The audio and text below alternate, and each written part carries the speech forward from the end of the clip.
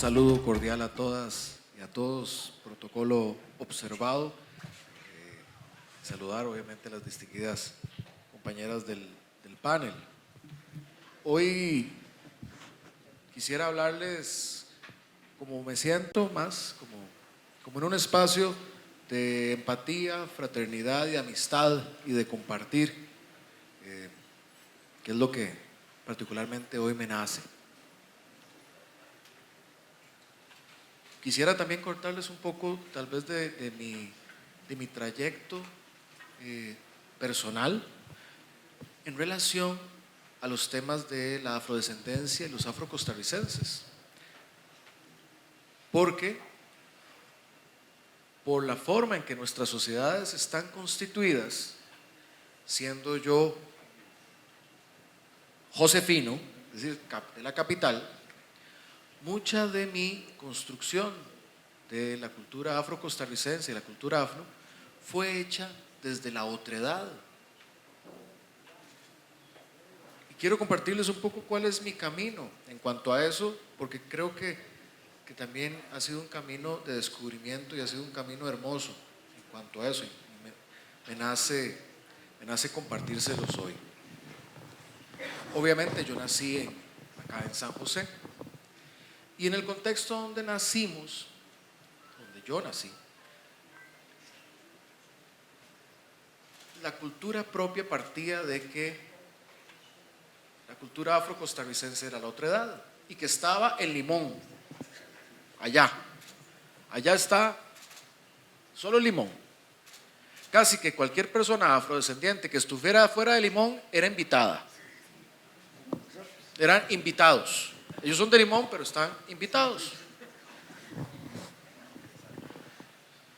O como se diría tradicionalmente, sí, viven en Desamparados, pero son de Limón. Y había algo muy curioso que siempre existía eso, obviamente todo lo que es la discriminación tradicional, lo que van desde las bromas hasta insultos y eso con lo que uno crece. Pero recuerdo que yo tenía uno de mis abuelos, trabajó desde su tiempo de juventud en la provincia, en Limón. Y él, cuando hablaba de Limón, hablaba diferente de todo el mundo. En ese caso, él sí hablaba como, cuando estuve allá, lo que viví. Y eso generaba una diferencia. Conforme fue pasando el tiempo, también fui creciendo y entrando en cuenta de otras cosas, de otros valores, de un proceso transformacional en lo que uno siente, en lo que uno ve. Mi padre, por ejemplo, siempre ha sido un gran admirador de Martin Luther King.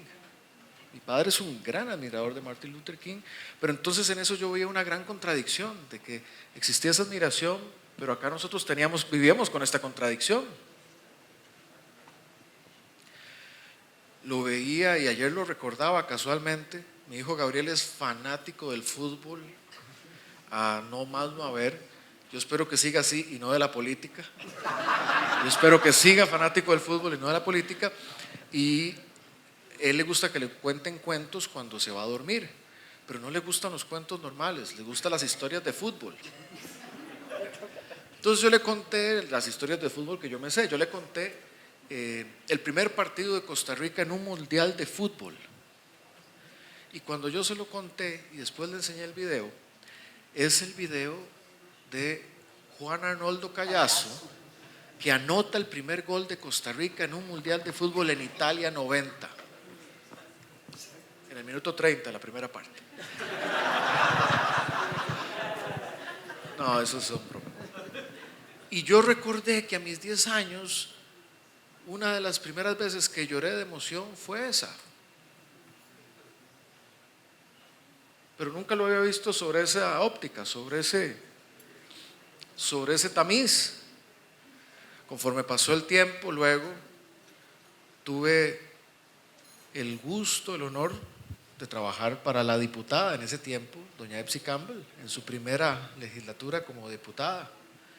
Y en esa ocasión, consistente como ha sido en la historia, organizó el Congreso de los parlamentarios afro de las Américas. Y fue una oportunidad que yo tuve en la organización de ellos de participar en recibir a las delegaciones de las distintas partes, congresistas de todos los países, de todas las Américas, para hablar los temas. Y recuerdo que una cosa que igual se repetía mientras se organizaba eso en el Congreso, Josefino, harán 15 años. La ventaja que tiene EPSI es que ella se sigue viendo igual y yo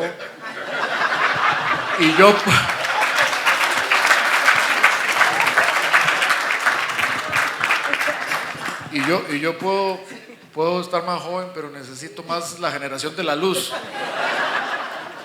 Pero recuerdo que se decía mucho, pero ¿para qué en Costa Rica se va a organizar un congreso afro? ¿Qué tiene que ver con nosotros? Esa era una discusión ahí. ¿Qué tiene que ver con nosotros? Y luego hubo un hito. Esto fue todo un proceso de construcción. Ya fui yo después conocer Limón, que fue un descubrimiento maravilloso, ciertamente maravilloso, porque es esa diversidad, eso como país que tenemos, completamente distinto en cultura, gastronomía, visión de mundo, humor, sentimiento, clima. Y hubo un hito que cambió fuertemente mi aproximación, que fue leer la novela La Flota Negra de Yasmín Ross con la historia de Marcus Garvey. Eso a mí incluso se me ponen los pelos de punta. Decir que el profesor que me lo sugirió leer, me dijo, tenés que leer este libro, se llamaba Luis Guillermo Solís, cuando era mi profesor en la universidad. Y yo leo este libro, más, incluso cuando lo recuerdo ahora desde esta posición, es todavía más maravilloso. Imagínense, como lo dijo doña Epsi, organizar este congreso regional, pero no solo es organizar a través de las Américas, como lo estaba aquí en Nueva York, en Limón, en otras partes, generar una organización con una aspiración superior, basada en la unidad, en los derechos de las personas negras, en una época donde no solo había profundamente mayor discriminación, menores recursos, no había internet. Digo, yo hoy, a mí me cuesta pensar cómo la gente gobierna sin un teléfono. Y con todo eso, la construcción que se hace y la aspiración que tiene, el tamaño del sueño, que verdaderamente es, al día de hoy es francamente impresionante. ¿Y por qué yo no supe nada de eso en la escuela? ¿Por qué no es parte de mis héroes nacionales? ¿Por qué no estaba? Porque era la otredad, eran los otros. Y conforme avancé en este camino, entendíamos que ya había una gran comunidad afro en Costa Rica, en Cartago, mucho tiempo atrás, que en Nicoya también una gran comunidad afro ya estaba allí, y que la población afro costarricense no solo vino con las migraciones de Jamaica en materia del tren, incluso hay una hermosa historia que tal vez nuestro comisionado Enrique Joffre puede contar mejor que yo, pero que incluso que la población afro de Cahuita no desciende de esa migración jamaiquina, sino de un naufragio en las costas de Limón, de un barco que traía población esclava, y que son esas poblaciones las que se asientan ahí en Cahuita, diferentes a la otra población afro, algo completamente invisibilizado, pero historia, incluso antes de que fuéramos república, está esa población ahí. Cuando don Enrique Joseph, recuerdo sus peleas por el tema de la tierra, dice, es que aquí estábamos desde hace 300 años, 250. Obviamente, la primera vez que Enrique me dijo eso, yo le dije, ay Enrique, ¿pero por qué? Porque no era parte de lo que ha sido. Y ha habido grandes personas en el país que me han enseñado en esa materia, obviamente, Epsi, que es una gran luchadora en esto y que me siento orgullosísimo de que sea nuestra vicepresidenta. Don Quince Duncan también con su literatura. Y pasó algo que uno sabe, pero después una cosa es saberlo y otra cosa es sentirlo y interiorizarlo, aprenderlo con el cuerpo, ya no solo con la mente. Cuando celebrábamos recién el mes de la cultura afro, acá en el país, que se organizaron actividades, la verdad es que yo me sentí muy contento. Siempre que he estado, desde que he estado en el ejercicio de la presidencia, he tenido un énfasis muy grande en dos temas. Uno, ser presidente para todas y todos. No puede ser solo presidente para algunos. Y en ese sentido hay que luchar contra todas las formas de discriminación, todas, no algunas.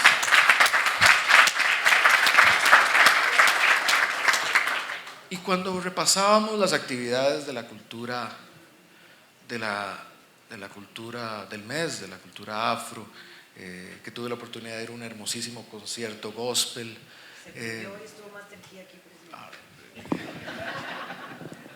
No me diga eso. Cuando estábamos en esa actividad, cuando repasábamos los logros de la población afro-costarricense o la historia, hubo un momento, ya estando ahí como presidente, cerca de mis 40 años, que hubo un sentimiento distinto, que es de pasar de la construcción de la otredad a apropiarse y sentirse que es mi historia también.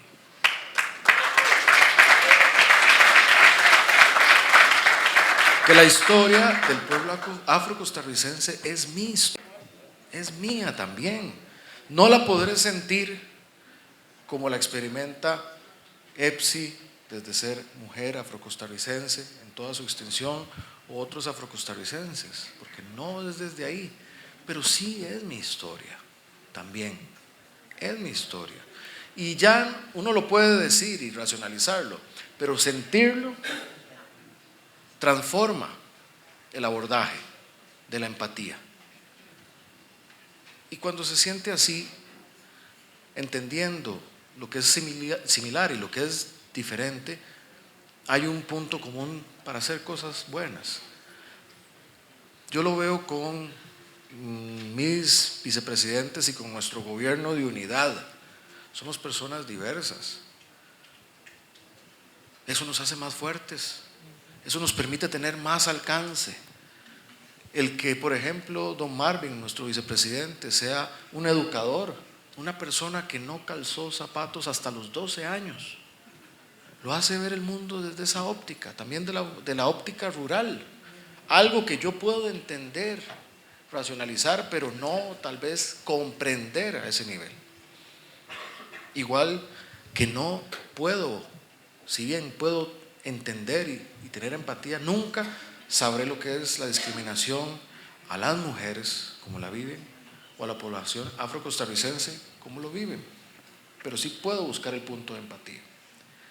Esa diversidad no solo nos complementa, nos hace mejor y hace el mundo más hermoso.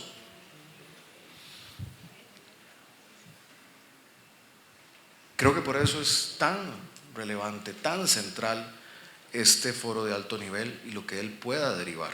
Quiero compartir con ustedes algunos elementos. Uno,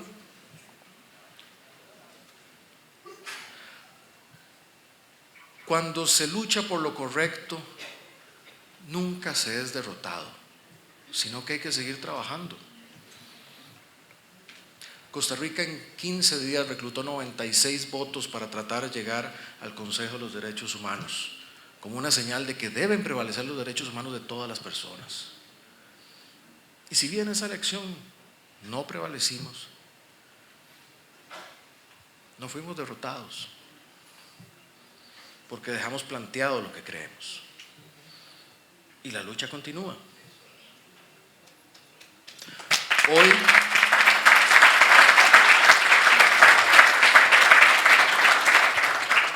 Hoy también, recientemente, lo decía nuestra vicepresidenta, hemos tenido 1 año y 5 meses de trabajo duro, donde tenemos que balancear la inclusión social con las finanzas públicas y este mundo a veces un poco complicado en el que vivimos.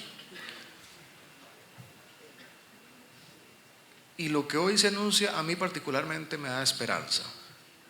Tenemos un contexto complejo, un desempleo que es alto. Y aún así, cruzando este momento, la encuesta del Instituto Nacional de Estadística y Censo, que acaba de hacer público su información hoy, señala que en Costa Rica la pobreza extrema interanual en este año tan complejo tuvo una reducción estadísticamente significativa de 0.5. Bajó la pobreza extrema en Costa Rica este año. Por ingreso, la pobreza básica permanece igual, pero en este contexto, y la pobreza multidimensional, dividida por 20 diferentes variables, diferentes al ingreso, bajó en 2.5. La pobreza multidimensional bajó este año. Lo que quiere decir es que aún en contextos difíciles, como los que vivimos, hay esperanza de que las cosas puedan mejorarse, pero hay que seguir trabajando, hay que seguir adelante. Y una de las cosas más importantes es, hoy los datos nos dicen, en ese campo, por ejemplo, que mayor pobreza extrema o mayor embarazo adolescente o mayor exclusión la tenemos en Costa Rica en las poblaciones afro. Hoy también a través de sistemas de información desarrollados, dichosamente también sabemos muy precisamente dónde están, quiénes son estas personas, para hacer un abordaje apropiado, que es probablemente los siguientes pasos. Logramos pasar de una política social por demanda, es decir, de atender a quien puede llegar, a una política social de aproximación, usando ciencia de datos y geografía, y hoy estamos en el punto de dar el salto de pasar de una política social de aproximación a una política social de precisión, llegar primero a quien más lo necesita, usando información, usando ética, usando tecnología y usando un abordaje integral para luchar contra cualquier forma de exclusión o de discriminación. Eso ayudará muchísimo a construir una verdadera igualdad en nuestro país, porque ciertamente prevalece la desigualdad en muchos campos, la de género, la de las comunidades diversamente sexuales, la de las personas con discapacidad, las de las poblaciones afro. Pero estas herramientas nos permiten seguir trabajando, pero sobre todo creo yo que la diferencia también la hace entender que no es desde la otredad que debemos hacer esos abordajes, es de que tenemos un destino compartido, común, que debemos trabajar como humanidad, todas y todos juntos. Por eso me complace muchísimo estar aquí el día de hoy y por eso me complace mucho que EPSI asuma este liderazgo para el país, también para la región, y les deseo que sea muy provechoso en cuanto al alcance que se quiere desear con los objetivos planteados para el decenio de las personas afrodescendientes. Que sea muy provechoso.